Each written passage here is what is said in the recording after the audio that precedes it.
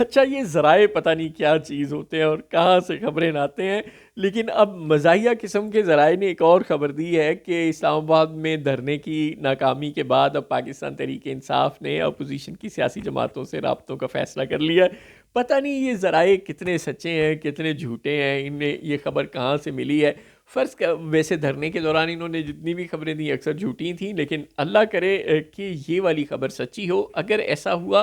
تو یقیناً تحریک انصاف اپوزیشن پر اپنا دباؤ بڑھانے، حکومت پر اپنا کچھ نہ کچھ دباؤ ڈالنے یا کچھ اپنی گری ہوئی ساکھ کو ہی تھوڑا سا بحال کرنے میں کامیاب ہوگی۔ یہ بہت اچھی حکمت عملی ہے، اس کو بہت پہلے دیکھنا چاہیے تھا تحریک انصاف کو، لیکن بہرحال اگر یہ دیر آید ہے تو پھر یہ درست آید ہی ہے۔ اسمبلی میں اپوزیشن کے ساتھ مل کر اور اسمبلی سے باہر اپوزیشن کے ساتھ مل کر اور اپنی وکلا کی فورس کے ذریعے عدالتوں میں بھرپور جنگ لڑنا ہی اس وقت تحریک انصاف کے لیے ایک وار آف سروائیول اور ایک تھوڑا سا فیس سیونگ دینے کی آپشن ہے۔ اس کے علاوہ اسٹیبلشمنٹ نے اسلام آباد میں مظاہرین پر گولیاں مار کر بہت واضح پیغام دیا ہے کہ اب وہ تحریک انصاف کو بھی وہی کچھ سمجھتی ہے جو وہ بلوچ یکجہتی کمیٹی کو سمجھتی ہے، جو وہ منظور پشتین کی جماعت کو سمجھتی ہے اور جو وہ ٹی ایل پی والوں کو سمجھتی ہے، یا شاید اس سے بھی اب اپنا کوئی بڑا دشمن سمجھتی ہے۔ چنانچہ اب تحریک انصاف کے لیے راولپنڈی کے پاس کم از کم کسی قسم کی